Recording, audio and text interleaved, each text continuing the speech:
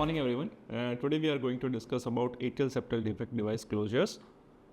The under following headings like introduction and embryology, anatomy and morphological considerations, indications and contraindications of ASD closures, various devices for the ASD device closures, procedure details, complications, special situations and follow-up and post-procedure care. ASD is a congenital heart defect characterized by an abnormal opening in the atrial septum leading to the left or right shunt. There are four types of ASDs. Secondum ASD located in the region of the fossa valis. This is sinus venosus SVC type of ASD and IVC type of ASDs. Ostium primum ASD located near the atrioventricular valve and associated with its abnormalities also. ASD can range from small asymptomatic defect to large defect requiring interventions. King et al. First performed percutaneous closure of an ASD in 1976. This is a development of an atrial septum in which an ostium primum going downwards towards the endocardial cushions. Fenestrations develop within the ostium primum. This is an ostium secundum which grows from the enfolding of the atrial walls. The defect between the septum secundum and the septum primum is constituted the patent foramen ovale. Patent foramen ovale is a failure of septum primum and septum secundum to fuse completely. It is a pathway or tunnel between the tissue flaps, while ASD is a true tissue defect. It is a failure of septum primum or septum secundum or both to develop normally. Direction of shunt dependent PFO depend upon the RA pressure and LA pressure. If RA pressure is greater than the LA pressure, then shunt is right to left. While LA pressure greater than the RA pressure, the shunt may close or shunt from left to right. While in ASD, the LA and RA pressures are usually equal, but shunt is from left to right because RV is more compliant. The shunt is directional and dynamic and bidirectional in both of them and depend upon the RA-LA pressures, RV-EDP, LV-DP difference and phases of respiration and volume status. Coming to the embryology, unlike in PFO, ASD occurs when a portion of interatrial septum is absent. Inadequate caudal growth of the septum secundum or excessive resorption of the septum primum give rise to the secundum ASDs.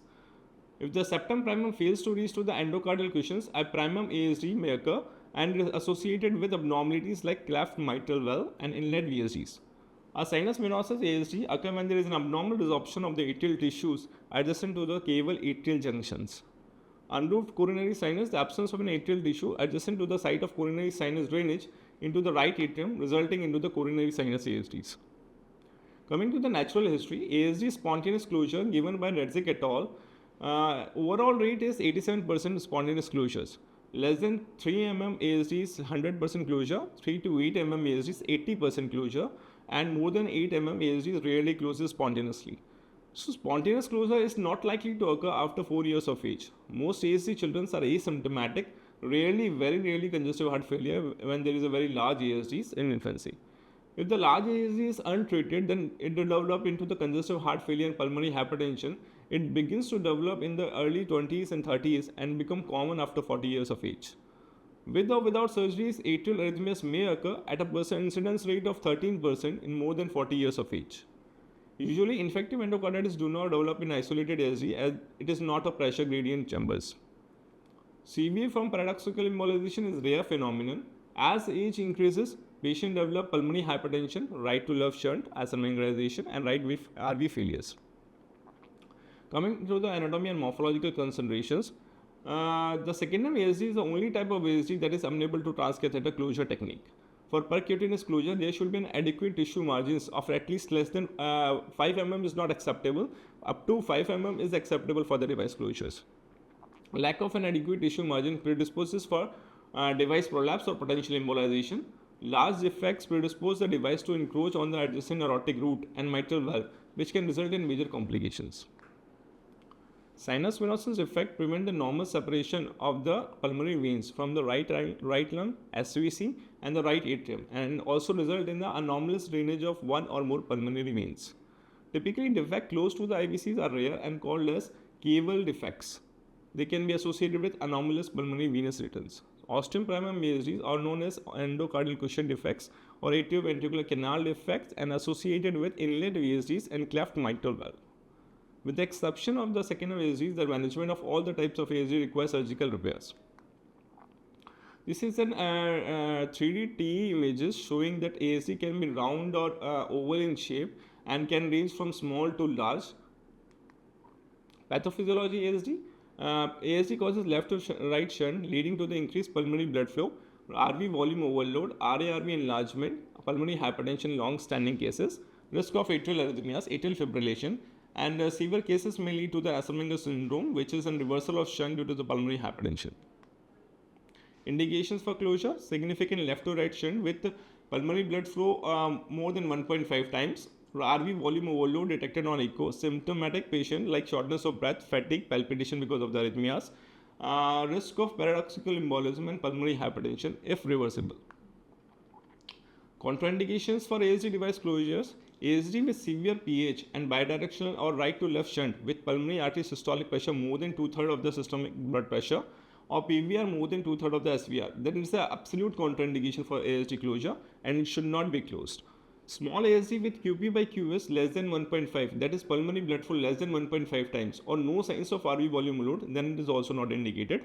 A single defect too large for closure more than 38 mm is usually amenable for surgical closures, not for device closures. Multiple ASDs unsuitable for percutaneous closures. Defect too close to the SVC, IVC, pulmonary veins, AV valves, and coronary sinus.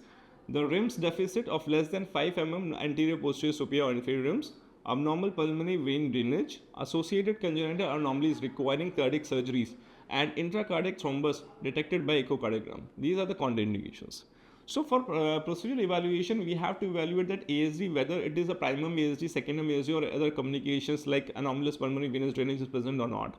Doppler flow, we can recognize that it is a right to left shunt or left to right shunt, or something of physiology have developed. Presence or absence of an atrial septal aneurysm is an important consideration because it can hamper the device closures. So associated finding like eustachian valve, Chiari valve network, they all hamper the device closures. ASD size we can measure in the end systole and diastole. ASD location, whether it is high secondum ASD, sinus venosus defect, SVC type, IVC type. Measurement of all the rims, whether it is floppy or not, adequate or not, at more than 5 mm or not. And presence of dynamic nature of the ASDs we can measure, and stop flow diameter of the ASD we will discuss further. This is an rims of the ASDs, which is relation to the like SVC having a relation superiorly, and superior atrial rims. This is an aortic rim. This is an SVC rim. This is a superior rim of the atrial.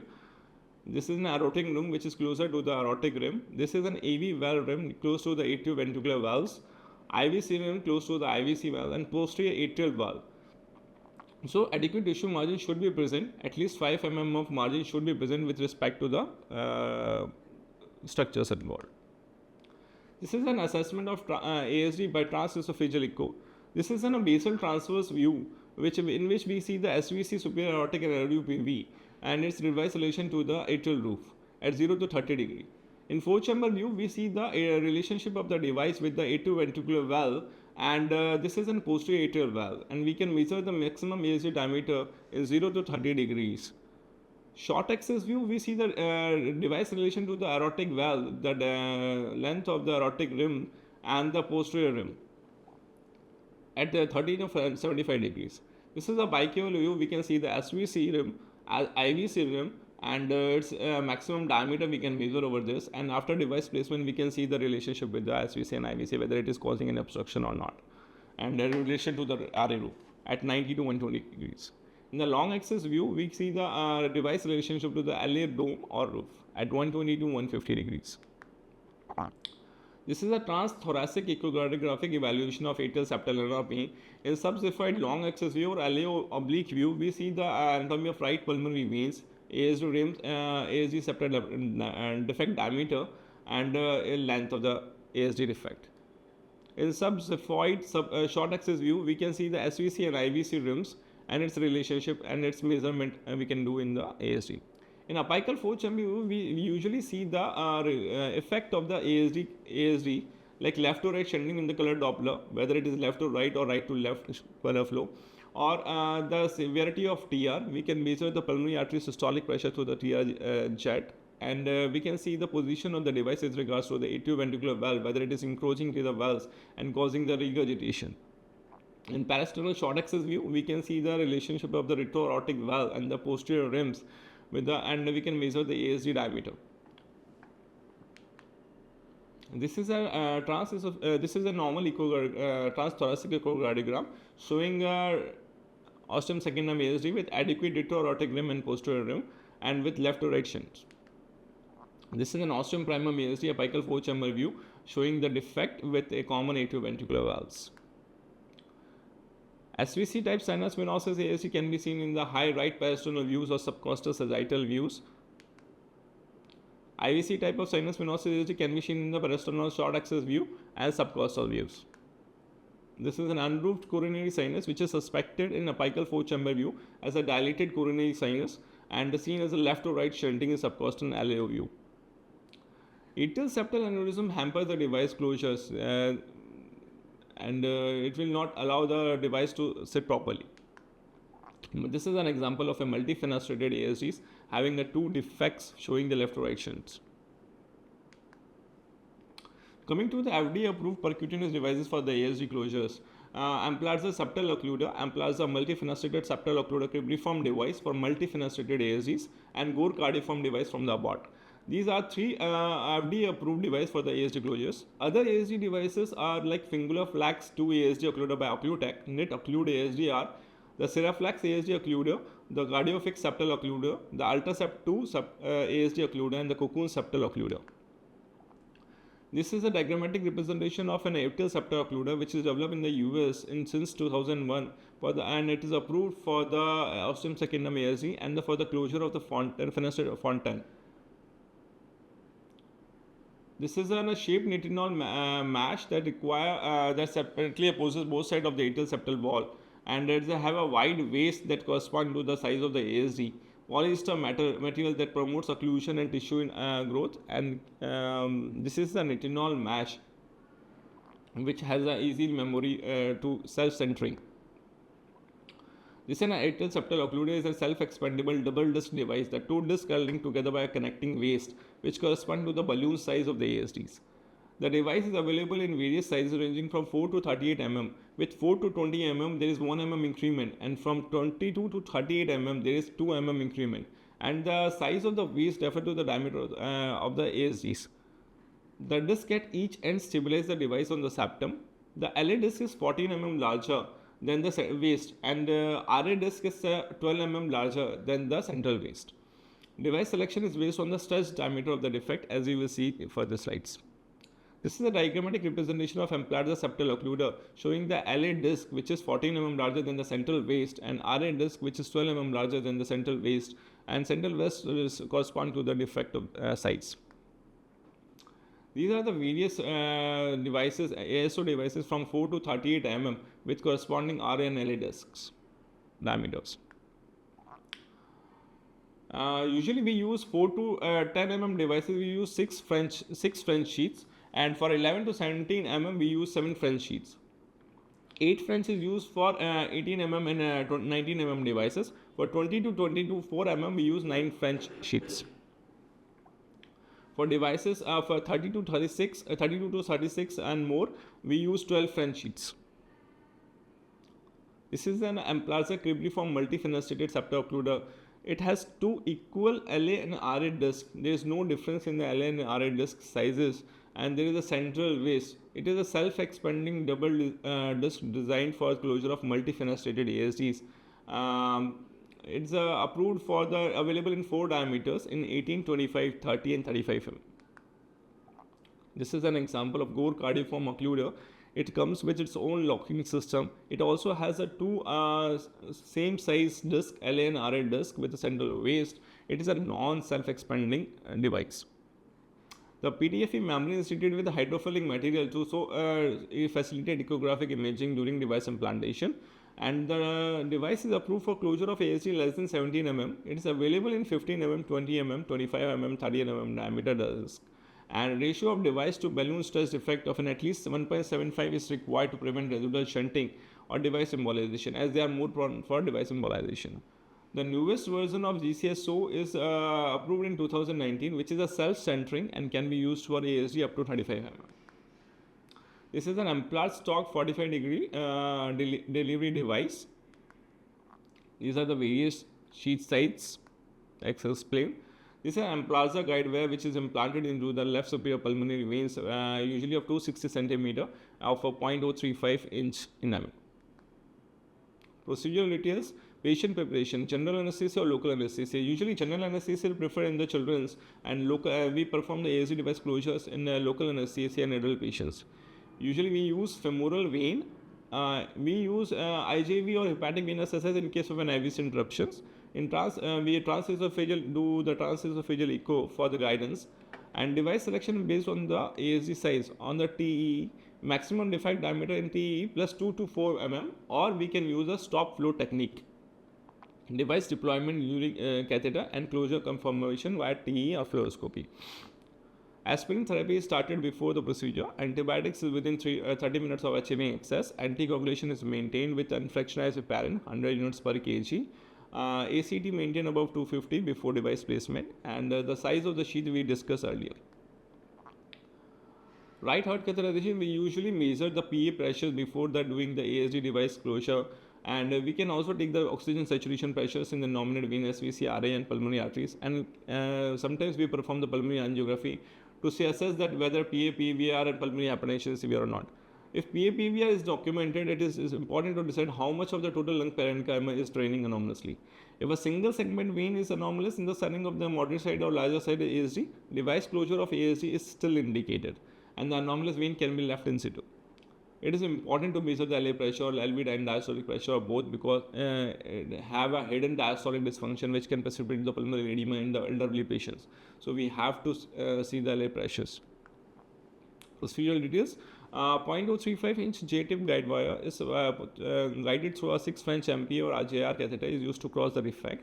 The wire is positioned in the left upper pulmonary veins, and after crossing the defect, the ASD diameter is measured with a balloon such as Emplalza or Pneumad sizing balloon. Under fluoroscopy or echographic guidance, the balloon catheter is placed across the defect and gently inflated with the diluted dye until the left or right shunt ceases. This is the maximum diameter obtained at the balloon waist. This is the stop flow diameter. It is important not to overinflate the balloon because it can lead to selection of inappropriately larger device and increase the risk of erosions. If Emplarza septal occluder is chosen, the sizing balloon is removed and appropriately sized sheath, as we discussed, is advanced into the right atrium. The dilator is removed and the sheath is de-aired. De-airing is very important, and then advance over the wire into the left atrium. Alternatively, we can sheath and the dilator can be advanced over the guideway into the left upper pulmonary veins, and wire and dilator can then be removed. It is important to de-air the sheath completely to prevent an air embolism. The device is loaded and advanced into the delivery sheath under the fluoroscopic and echographic guidance. Yeah. But if a cardioform occluder is chosen, then size should be at least 1.75 times the stop flow diameter of the defect. This is a fluoroscopic image showing the stretch diameter which corresponds with the size of the ASD, and because if Emplarza septal occluder is used, we measure the same diameter and we implant the same device. If cardioform occluder is used, then we will use 1.75 times the diameter. Stop flow method: this is a sizing balloon is passed through the ASD, inflated till no flow is detected with the color Doppler, and deflated and left to right flow is verified by the Doppler. Again, we inflate keeping the balloon in the center of the eyes. A waist may form and no color flow confirmed by the color Doppler. This waist diameter is the maximum diameter. ASD device closure should not be done if mean pulmonary capillary wedge pressure is more than 10 mm from the baseline. This is same explained by the diagrammatic. Before inflation, balloon inflation, the mean pulmonary capillary wedge pressure was 13 mm of mercury. After that, then it becomes 27 mm of mercury. So we should not perform the ASD device closure in these patients, and these can precipitate the pulmonary edema because of the hidden diastolic dysfunctions. Standard deployment techniques like deploy the LA disc outside the LSPV and then pull it back together with the sheath unit until it abuts the interatrial septum, followed by the deployment of the waist and the right atrial disc by withdrawing the sheaths. The two most common causes of unsuccessful deployment is malalignment of the LA disc with the plane of the interatrial septum and inability of small LA to accommodate a relatively larger LA disc, resulting in its prolapse across the defect into the right atrium. So in these cases, what are the alternative techniques? Change the mode of delivery. Try deploying from the right superior pulmonary vein or LA roof instead of the left superior pulmonary veins, or change the delivery sheets like Hanshoff sheets, which is a Cook sheath, braided double curve sheets, tip deflecting fused star sheets, or beveled mullein sheets. We can use balloon assisted technique or use guide wires, catheters or long dilators as explained later on. This is a fluoroscopic image showing the procedure details. JR or multi-purpose catheter is parked into the left superior vein, pulmonary veins, followed by a guide 0.035 guide wire, which is placed in the left superior pulmonary veins. Then device delivery sheath is progressed into the LA. After that, dilator is removed, and then wire is also removed. The device is seen at the tip of the delivery sheath. The LA disc is delivered, and the LA disc is delivered. The waste is delivered after bringing the back the LA disc to the against the interatrial septum. Thereafter, the RA disc is delivered. The device position is confirmed in the LA oblique cranial view, and this is in the AP view. This is LA disc engagement disengagement technique. The LA disc is opened into the left superior pulmonary vein, so it occupies an oblong shape. Then waste and the RA disc is deployed, and then it is pushed to disengage the LA disc from left superior pulmonary veins, and we usually apply a downward traction so it do not injure the pulmonary veins. Complications coming to the MACE rate of 1.6% in ASD device closure versus MACE rate of 5.2% in surgical closures, and in implants of pivotal trial. Procedural details: it is a procedure failure is rare. It is 1 to 2%. Arrhythmias like atrial tachycardia, atrial flutter, fibrillation, AV conduction disturbances like first degree, second degree AV block or complete heart block, injury to pulmonary veins and AV valves. Cardiac perforation can occur, which present as a tamponade. It's an acute complication and should be managed by surgically. Device embolization can occur acute or chronic, and can lead to the valve obstruction, hemodynamic compromise, and it should be treated percutaneous or subcutaneous. If not percutaneous possible, then surgical exploration. Bleeding, as we use a larger sheaths, the patient can develop hypovolemic shock, that's retroperitoneal hematoma and complications, and acute management should be done by transfusion or surgical interventions. Pulmonary embolism can develop, which lead to the respiratory failure and death. It's an acute complication, and we need anticoagulation for that. And device erosion can present as a hemopericardium or tamponade, or death can occur chronic and lead. It's managed by surgical exploration. Device thrombosis can present as embolism and stroke, and we need anticoagulation for that. Infection and endocarditis can occur and present as embolism, sepsis and death. And the late complications treated by antibiotics. If not properly treated with antibiotics, there need to be surgical exploration. Device fracture present as a cardiac erosion, perforation and shunts is a late complication and needs surgical exploration. Device erosion is the most common life-threatening complication with ASO, occurring at a frequency of approximately 1 to 3 per thousand implants, that is 0.1 to 0.3%.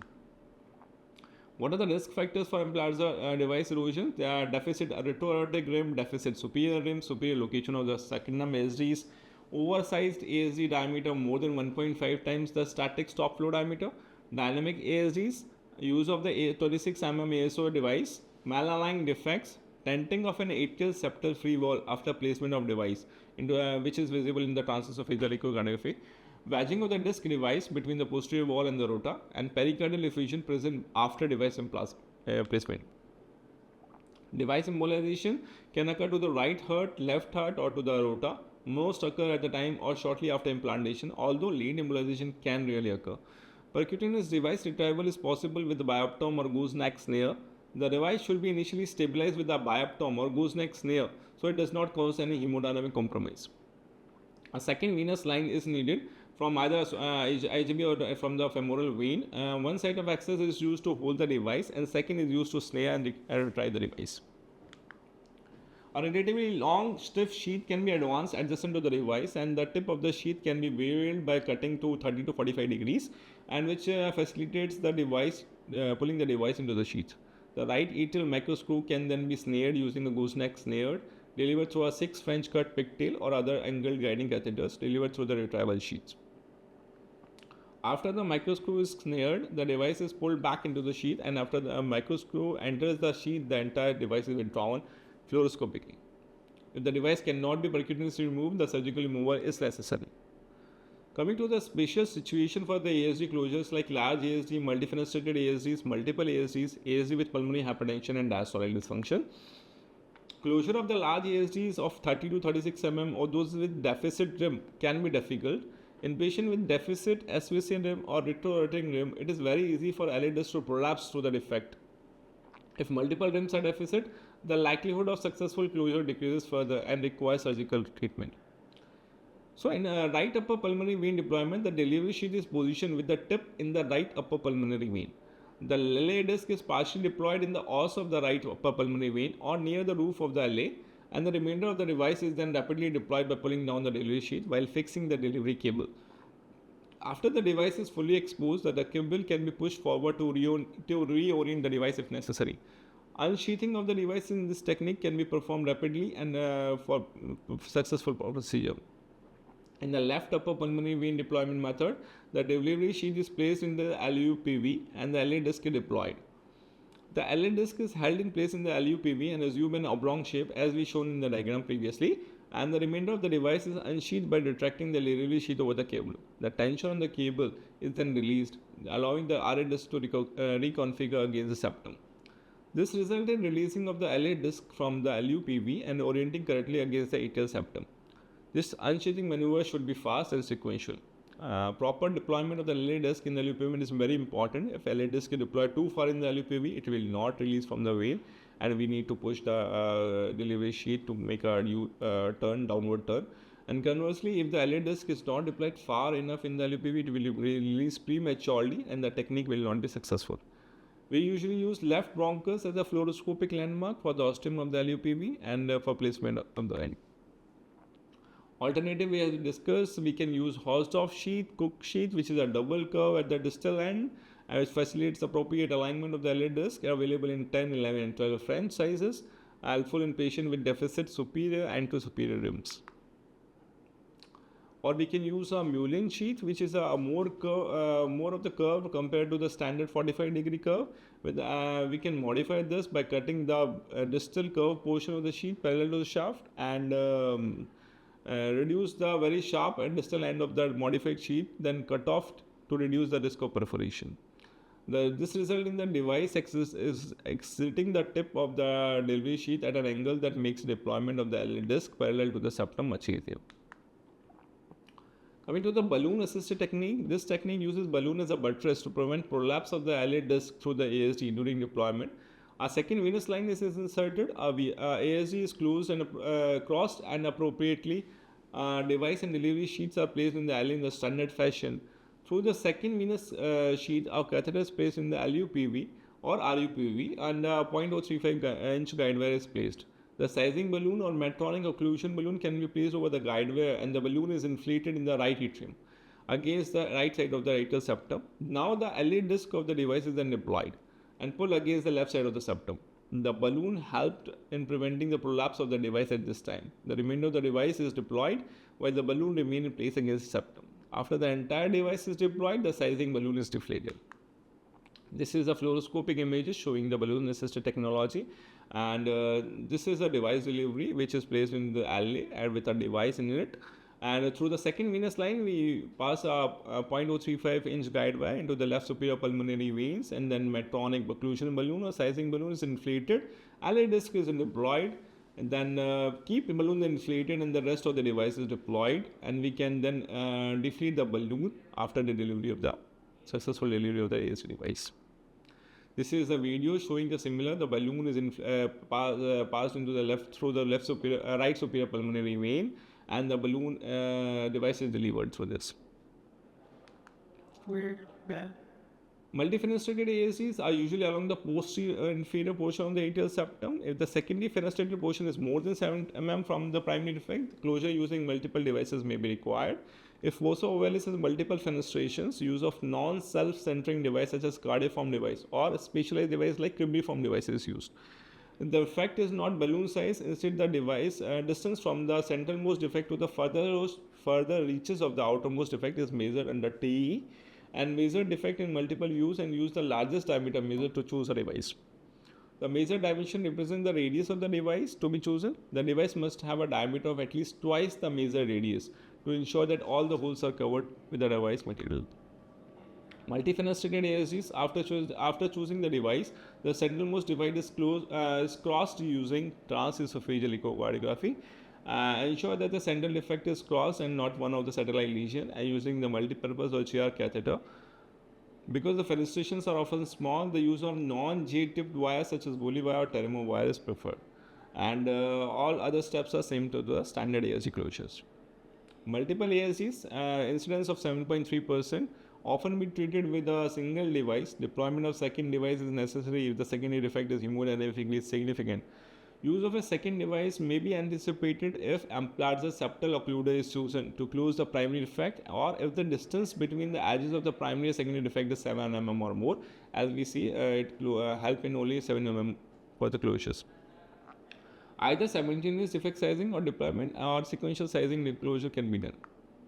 ASG with pulmonary hypertension, incidence from 6 to 50% of adults with ASGs, a high baseline pulmonary artery systolic pressure, younger age, smaller body size are independent factors associated with the reduction in pulmonary artery systolic pressure after transcatheter closure.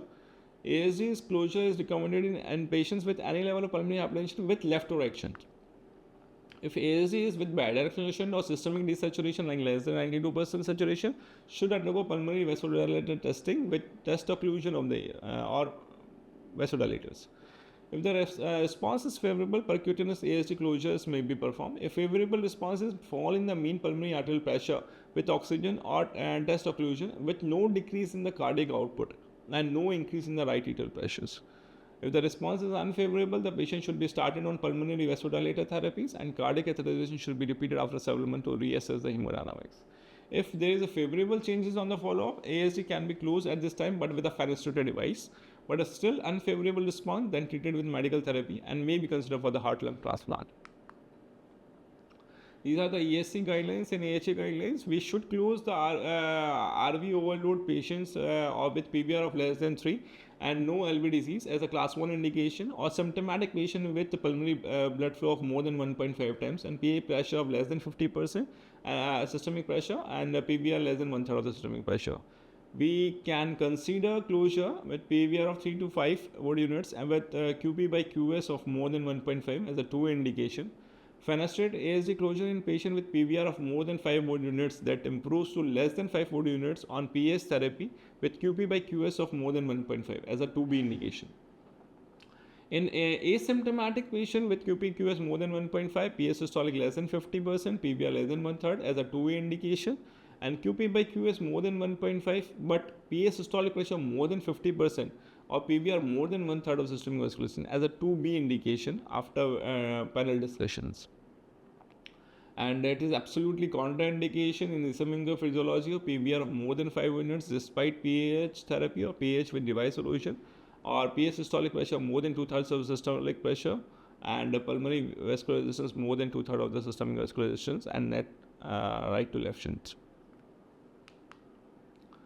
This is a diagrammatic representation of a fenestrated ASGs. This is created ex vivo, and access support wire is passed through this. This is the method of deployment. After ex vivo creation of fenestration, the fenestration is crossed with an access support wire before device loading. After it is deployed, it is observed in a stable position. The extra support coronary wire is kept in the LUPV for support. Then a balloon is inflated to make the fenestration larger if needed, and a stand can be deployed, whether bare metal stand or dust can be deployed across the fenestration. Coming to the diastolic dysfunction ASG closures, approximately 25% of the patients with more than 60 years of age have restrictive LV restrictive physiology. So closure of the ASGs in these cases can result in the acute rise in the LA pressure, precipitation of pulmonary edema and LA pressure, LA failure. Measure the LA pressures with or without balloon occlusion. If LA pressure is less than 10 mm with mercury, and then test occlusion balloon, then close the ASG. But if LA pressure increases by more than 10 mm, the patient should undergo medical conditioning with diuretics and drugs such as nasretride and milrinone. After 48 to 72 hours of the medical therapy, repeat catheterization should be performed. If LA pressure does not increase by more than 10 mm of mercury, ASG can be closed and patient wean off from the medications over the next 48 hours. Diuretics should be used for these patients for discharge. Coming to the transcatheter closure of the sinus venosus ASD, usually it is rarely done. Sinus venosus primary treatment is a surgical exploration, and nowadays we can deploy a cover stent after careful selection of the patient through CT evaluation. So deployment of a cover stent to close the interarterial communications and reroute the RSPB to the LA. It is performed under general anesthesia by a bifemoral venous route or right internal jugular and right femoral artery. Balloon interrogation is necessary. They ensures that there is no RSPB obstruction or residual shunt before deploying the cover stent, which is stabilized using a veno-venous circuit. Post procedure after sinus venosus closure, monitoring with ACC, transthoracic echo, halter, and prescribed aspirin for a year. Complications like residual shunt, stent embolization, and late atrial arrhythmias can occur in sinus venosus ASD closures. Coming to the outcomes and prognosis, ASD closure is beneficial because it has a high success rate of more than 95%. It leads to reduction in the right heart overload and pulmonary hypertension risk. It improves exercise tolerance and quality of life of the patient. It reduces the long-term complications, reduce stroke risk in patients with a history of paradoxical embolism.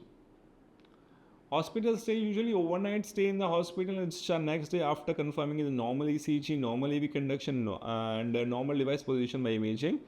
Oral aspirin is prescribed for 6 months, ineffective endocrine prophylaxis, restriction on MRI and sports for 6 months, and follow up at 1 month, 3 months, and annually then for 5 years. So concluding, ASD closure is an effective treatment for significant defects. Transcatheter closure is having a high success rate, is a preferred method for most secondum ASDs. Proper patient selection is the key to success, and follow up is essential for monitoring long-term outcomes. Thank you.